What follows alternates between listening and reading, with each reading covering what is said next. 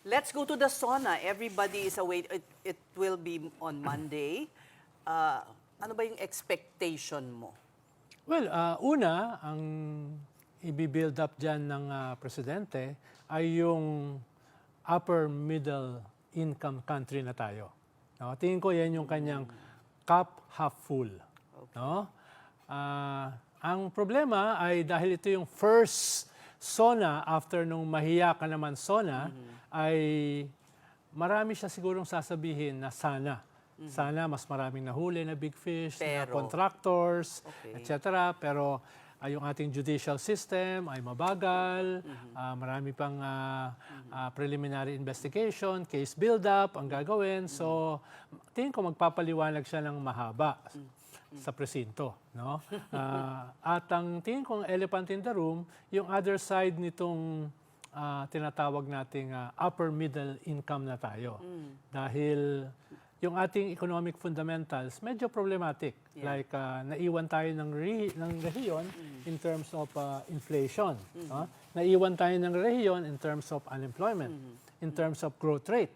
Nagsimula yung 2022 na tayo yung fastest growing economy. Ngayon tayo yung slowest growing economy. So marami siyang ipapaliwanag dyan. Of course, ang sasabihin niya ay ito ay lahat ay dahil sa external factors like the Iran war.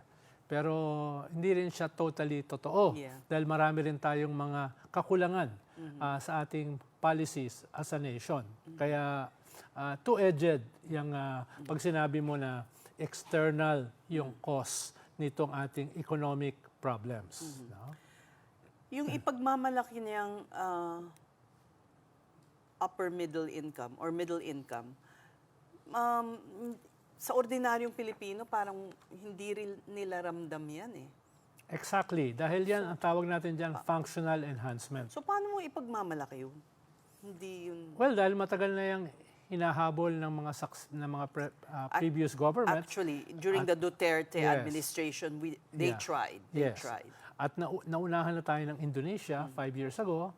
Kaya nalampasan na rin tayo ng Vietnam, no? At 3 years ago, 4 years ago.